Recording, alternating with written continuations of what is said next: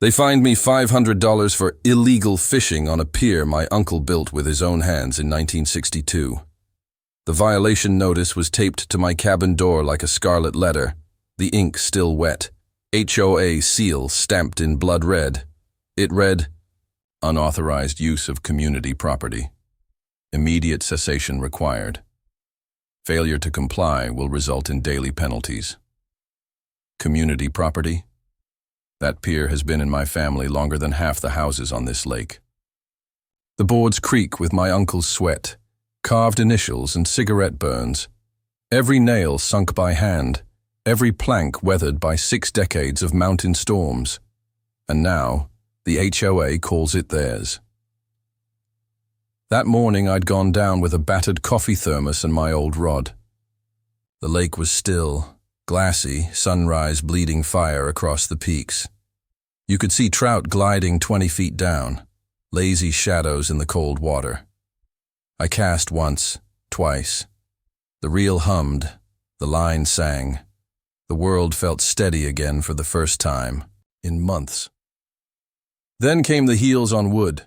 Click, click, click. A sound that didn't belong on wet cedar planks, carrying perfume so sharp it clashed against the pine air. She emerged like some specter of order. HOA President Patricia Caldwell, age 61, forever wrapped in pastel sweaters draped across her shoulders like a general's cape. Her hair was stiff as lacquer, not a strand out of place. Her clipboard, already raised like a weapon. "You're trespassing," she said, voice cold enough to frost glass. I nearly laughed. Trespassing? On my own pier? I told her my name.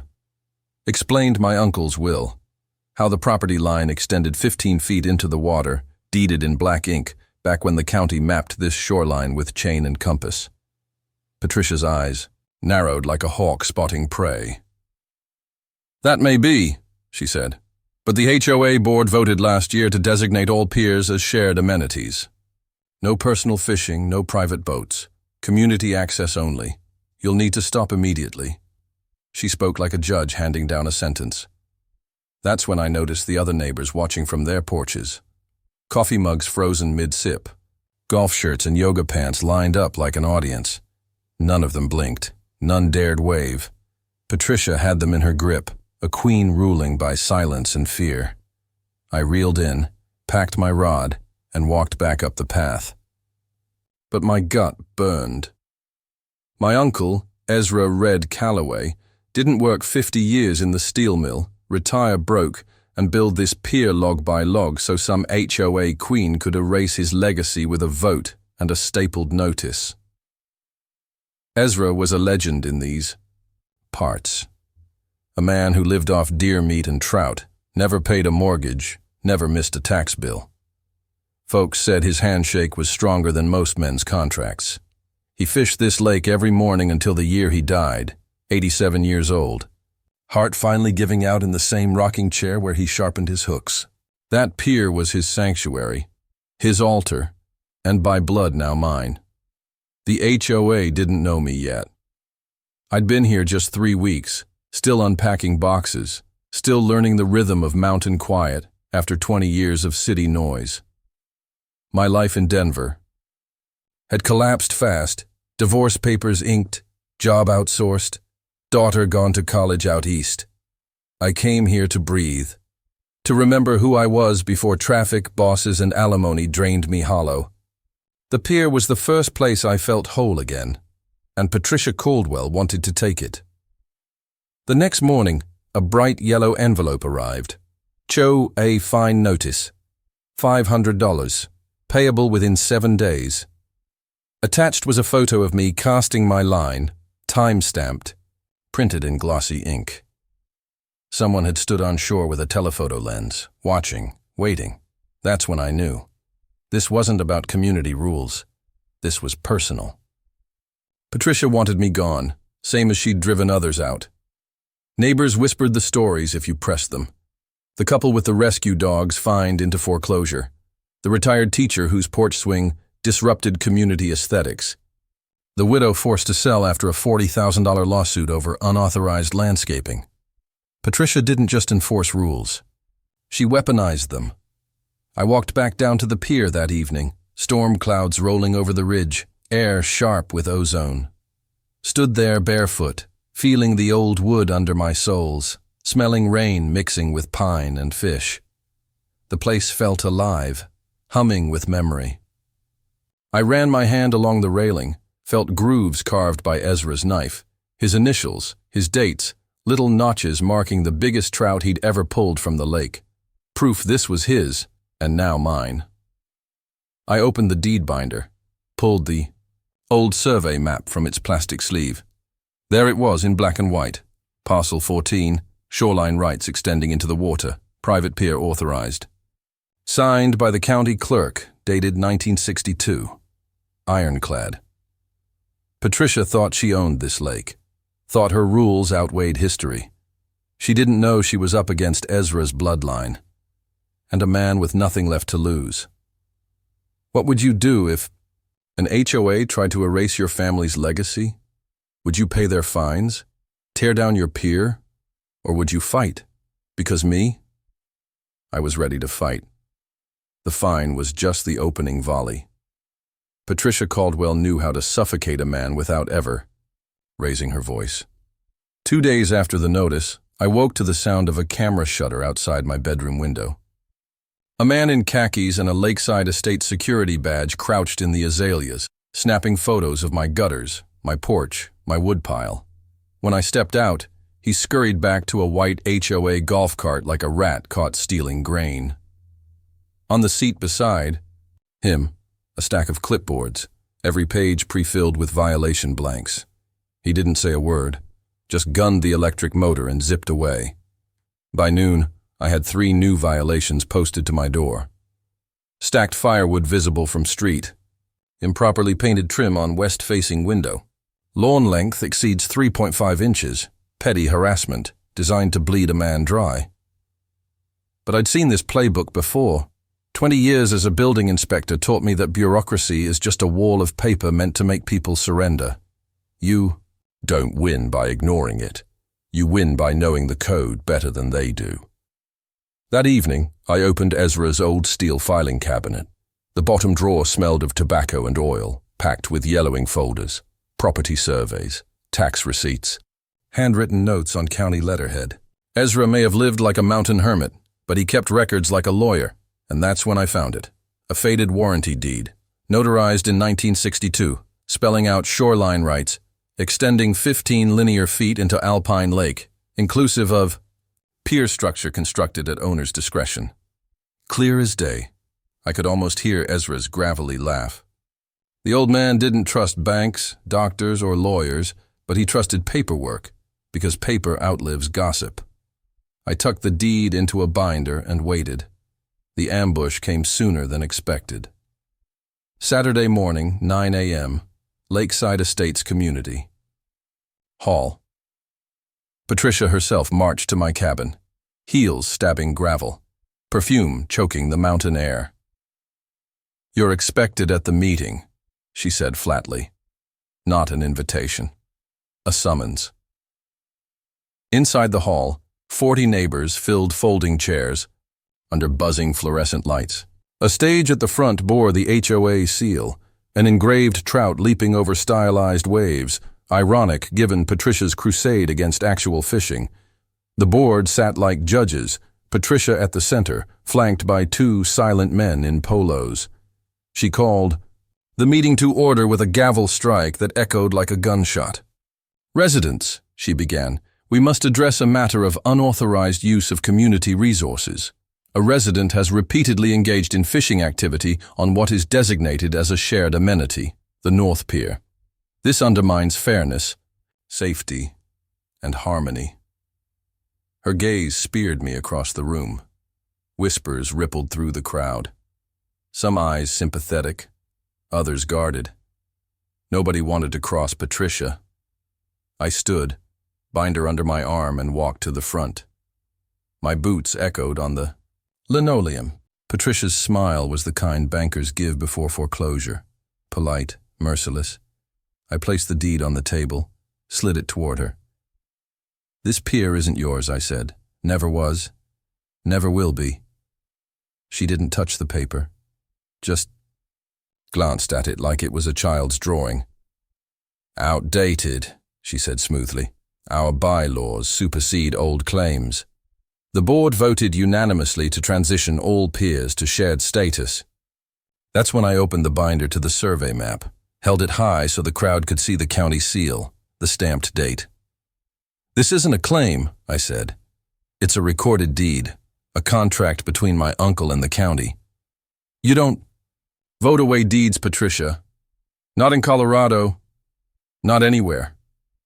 For a moment, silence. Then the whispers rose like a storm. Patricia slammed the gavel. "Order! Order!" Her voice cracked for the first time. One of the boardmen leaned toward her, muttering. Her jaw tightened. I caught the flicker of panic in her eyes. A queen realizing her crown wasn't bulletproof. She shifted tactics. "Even if that were valid," she said, her tone icy, "the HOA maintains authority to enforce community standards. Fishing violates safety codes. Hooks, lines, debris, a liability issue." "Safety codes?" I laughed, low and sharp. "I inspected skyscrapers for 20 years. You don't get to lecture me about safety. This isn't about hooks. It's about control." The neighbors stirred. An older man in the back, gray beard, camo cap, muttered loud enough for all to hear. "Ezra built that pier with his bare hands. We all know it." The room shifted. Patricia saw it. Authority slipping like sand through her manicured fingers. Her gavel struck again, desperate now. "We'll table this matter for further review," she announced, "pending legal consultation." And just like that, she adjourned. But I'd seen the fear in her eyes. She knew the deed was real. She knew the pier wasn't hers to give away. And worst of all, the neighbors knew too. That night, I sat on the pier with my rod, moonlight silvering the water, trout breaking the surface like ghosts. I cast line after line, not for the fish, but for the principle. Every splash was a declaration. I'm not backing down. What Patricia didn't realize is that she had awakened something in me. I wasn't just fighting for Ezra's pier. I was fighting for every neighbor she'd bullied into silence, every family fined into moving trucks, every dream she'd trampled under the banner of community standards, and this fight was only just beginning. Patricia Caldwell did not like losing ground. The Monday after that community hall showdown, a certified letter appeared in my mailbox. Heavy cream paper, embossed HOA seal, legalese dripping from every paragraph. Cease and desist. Immediate discontinuation of unauthorized fishing activities on HOA-managed property. Failure to comply would result in escalating fines, liens against property, and potential legal seizure of non-compliant structures. They were threatening to tear down my pier. I carried the letter inside, dropped it on Ezra's oak kitchen table, and stared at it while the coffee went cold. For a moment, anger nearly swallowed me whole. But anger is a blunt weapon. Paperwork is a scalpel. And if Patricia wanted a war of documents, I was ready to cut deeper. First step, County Records Office. The clerk was a wiry man with half-moon glasses and decades of bureaucracy etched into his posture. I handed him the deed binder. He adjusted his glasses, whistled low, and said, "Haven't seen one of these in years. Warranty deed with riparian rights, ironclad, unless revoked by eminent domain. And I can tell you, that pier, that's yours. HOA can bark all they want, but county lines don't bend to boards." He printed me fresh certified copies, each stamped with today's date. Harder for Patricia to dismiss, harder for neighbors to doubt. The second step was more strategic. I visited old-timers around the lake, men and women who remembered Ezra. Sat on porches, drank bitter coffee, listened to stories. They all had the same glint in their eyes when his name came up. Respect, nostalgia, regret that they'd stayed silent as Patricia's power grew. One woman, Marlene, leaned close and whispered, "She's scared of you. That deed cuts her control in half. If she can't dictate your pier, what's next? What if more of us pushed back? That seed was all I needed. By the end of the week, I'd gathered statements. Neighbors swearing they'd seen Ezra fish here for decades, that the pier was always private, never shared. I photocopied them, tucked them into my binder. Piece by piece, the wall Patricia built around her authority began to crack. But Patricia wasn't idle either. Saturday morning, I woke to pounding hammers and the whine of a saw. Outside, a crew in neon vests stood at the end of my pier, unrolling yellow caution tape. A temporary sign read, "Pier closed, hull repairs in progress." I stormed down, voice cutting through the mountain air. "Who authorized this?" One worker shrugged, pointed to the clipboard order. "HOA directive," signed Caldwell. I ripped the tape down, tossed it in the water. "This pier isn't yours to touch. Pack it up." The foreman frowned. "Look, sir, we're just following instructions. You want us gone? You'll have to call." "The sheriff." So I did. Deputy Harris arrived 20 minutes later, chewing sunflower seeds, wide-brim hat shading his eyes. He looked at the deed, then the sign, then Patricia marching down the gravel path in her pressed khakis like she owned the county itself. "Deputy," she snapped, "this man is interfering with HOA-ordered maintenance. That pier is community property. We have full jurisdiction."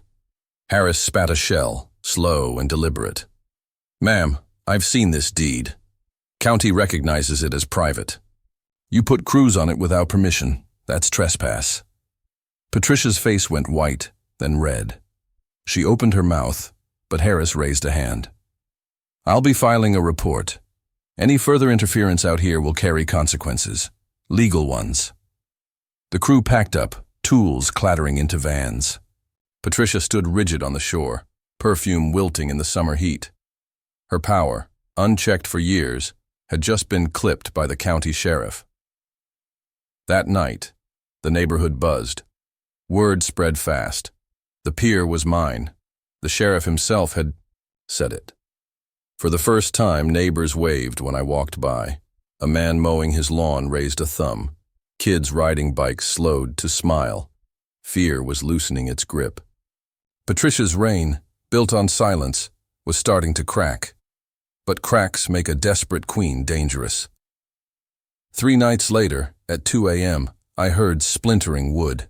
Rushed out barefoot, flashlight beam cutting across the lake, and there she was. Patricia Caldwell, on my pier, kneeling in designer slacks, crowbar in hand, prying at Ezra's railing like a burglar caught in the act. Her face twisted, hair wild, nothing of the polished queen left. Just raw fury. "Stop!" I shouted. She froze, crowbar mid-swing, breath ragged. Then she hissed, "You don't belong here. None of you do. This lake is mine." Neighbor's porch. Lights flicked on. Doors opened. Witnesses gathering. Patricia's empire crumbling under the glare of her own madness. I lowered the flashlight, voice steady. "You just committed felony trespass and attempted property damage. You'll never control this pier again. Ever." The crowbar slipped from her hands, clattering to the boards. She looked small, suddenly, a paper tyrant, crumpled and wet under the moonlight. But I knew Patricia wasn't done. A woman like her doesn't surrender. She schemes. She waits, and the battle for Ezra's pier was about to hit its breaking point. The morning after catching Patricia on my pier, the HOA went silent. Too silent. No notices, no crews, no footsteps echoing down. The gravel drive. It felt like the eye of a storm. Still air, heavy sky, waiting for the next strike. I knew she was regrouping. Patricia Caldwell didn't just fold. She retreated, sharpened her claws, then came back swinging harder. And sure enough, 3 days. Later, the escalation hit like a thunderclap. A thick envelope arrived by courier, not mail. Inside, a letter from a high-powered Denver law firm. Legal letterhead, paragraphs of threats dressed as statutes. They claimed my pier was an unlawful extension into HOA-managed waters, citing community covenants and environmental preservation. Clauses. If I didn't dismantle it myself within 14 days, they'd seek a court injunction, plus damages and attorney fees. It was their nuclear option. Drown me in court, bleed me until I sold. I sat at Ezra's kitchen table, letter spread, beside the deed. Rain hammered the cabin roof, thunder rolling across the peaks. I felt the weight of it, not just the legal fight, but the history. Ezra building this pier plank by plank after his mill shift. His calloused hands hammering nails by lantern, light. Him standing proud on this very shoreline, casting lines at dawn. They wanted to erase all of that. But they underestimated what I had left to fight with. See, Ezra wasn't just stubborn. He was methodical. I spent nights combing through his records, chasing every scrap of paper, every dusty folder in that steel cabinet. And then I found the gold. A county court judgment from 1978. HOA versus Callaway. I read every line twice, then a third time to let it sink in. Patricia's predecessors had tried this exact stunt 45 years earlier. Tried to seize Ezra's pier, claim it was community property. And they lost. The court had ruled clear. Parcel 14 possesses riparian rights extending to the pier structure. Said pier shall remain private property in perpetuity, transferable by deed. In perpetuity. That meant forever. I nearly laughed out loud. Ezra had already fought this battle, and he'd won it before Patricia even set foot in Lakeside Estates. The next HOA meeting was packed. Word had spread, not just about the sheriff, not just about Patricia's late-night crowbar, but about the lawsuit threat. Neighbors wanted to see blood. Some hers, some mine. Patricia sat at the center of the board table, jaw set like stone, pearls gleaming against her sweater. She looked every bit the queen, but I saw the cracks, the tight grip. On her pen, the twitch at the corner of her mouth. When she opened the floor, I walked up, binder in hand. My boots echoed on the tile. You could hear the hush of breath as I laid the 1978 judgment flat on the table. This fight already happened, I said, my voice steady but carrying. And your HOA already lost. 45 years ago, a judge ruled my uncle's pier private property, forever protected by deed. You don't get to erase that with fines, letters, or lies. I turned the page so the neighbors could see the stamp, the judge's signature, the words in black ink, in perpetuity. The room erupted, gasps, murmurs, a few cheers from the back. Patricia slammed her gavel, face flushed. "This is not relevant," she barked. "Our board maintains authority." "No," I cut in. "Your authority ends at the shoreline. This pier is mine. The county says so. The courts say so. And now everyone here knows it." The silence that followed was heavy.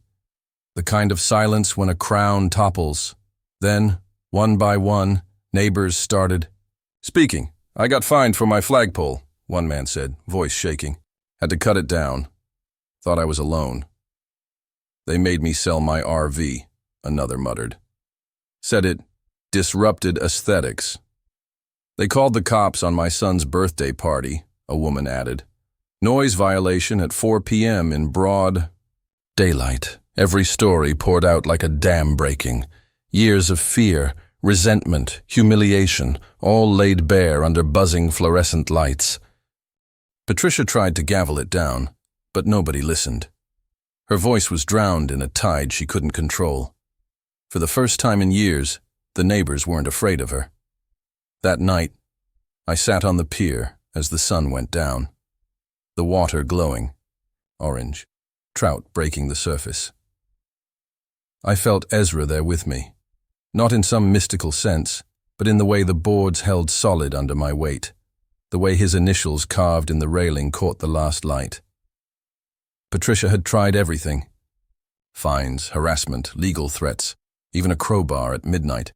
And still the pier stood. Still I stood. But something told me she wasn't finished, because tyrants don't quit. They fall, and Patricia Caldwell was about to fall hard. Patricia Caldwell did not take humiliation well. After the meeting where I exposed the 1978 judgment, she vanished from public view for nearly 2 weeks. No gavel, no notices, no HOA trucks creeping down the cul-de-sac. Just silence. But silence isn't peace, it's pressure. And when pressure builds, something always bursts. The burst came in the form of a county summons. Patricia had filed personally, not as the HOA, but as an individual landowner. She claimed the pier encroached on shared community waters and diminished her property value and enjoyment. It was a desperate move, a personal vendetta masquerading as law. Court was set for July. I prepped like my life depended on it. In some ways it did. That pier wasn't just lumber nailed over water. It was Ezra's legacy. It was proof that you could stand your ground against the machine, against anyone who thought power meant possession. When the day came, the county courthouse was packed. Neighbors filed in shoulder to shoulder, some clutching their own HOA violation notices like talismans, others just curious to see if Patricia could finally be stopped. Patricia swept in like royalty, navy suit pressed sharp, hair pinned tight. She smiled. That cold courtroom smile, as though she already owned the judgment. But I had something she didn't: history, evidence, and the truth. The hearing dragged. Patricia's lawyer painted a picture of a rogue homeowner defying order, of a dangerous pier crumbling into shared resources. He spoke of regulations, environmental impact, community harmony. His voice dripped authority, like each word was a nail in my coffin. Then it was my turn. I stood, hands steady on the binder Ezra left behind. I told the judge about my uncle, about the pier built by hand long before there was ever a lakeside. HOA. I slid forward the 1978 judgment, the deed, the photographs. Each document was a stone laid in a wall no lawyer could scale. Finally, I looked Patricia straight in the eye and said, "This pier isn't an eyesore. It's a monument, a reminder that this lake wasn't carved by bylaws and fines. It was carved by men like Ezra, who worked these waters before an HOA board ever printed a rulebook." The judge read the ruling aloud. His voice was calm, but each word felt like a bell tolling. Based on the deed, prior judgment, and clear evidence of riparian rights, the pier remains private property. All claims for removal are denied. Case dismissed. The gavel cracked once. Just once. The room erupted. Neighbors cheered. Some cried. A man in the back whistled. Patricia sat frozen, her knuckles white against the table. For the first time since I'd moved into Ezra's cabin, she looked small. Smaller than the pier, smaller than the lake, smaller than the truth she couldn't erase. It was over, at least officially. The fallout was swift. Within weeks, 3 board members resigned. 2 more called for Patricia to step down. By September, she was gone, forced out, replaced by a quieter, fairer board that actually listened. The fines vanished. The harassment stopped. People painted their houses without fear. Kids played music on porches. Flags went up. RVs came back. And for the first time in years, Lakeside Estates felt like a neighborhood instead of a prison. As for me, I stayed on the pier. Morning after morning, I cast lines into water that shimmered with freedom. Sometimes neighbors joined me, beers in hand, talking about the old days, about the first time they realized Patricia's rules weren't law, just intimidation. The pier became a gathering place. Not just mine, but a symbol. Not of ownership, but of resistance. And late one evening, as the sun sank low and painted the lake in fire, I ran my fingers over Ezra's initials carved into the railing. He had fought them once. I had fought them again. And together, across decades, we had won. Patricia thought power meant fear. But legacy, love, and truth, those are stronger. They outlast fines. They outlast threats. They even outlast tyrants. The lake was mine. The pier was mine. and the silence that finally settled over Lakeside. That was peace, not pressure. Peace.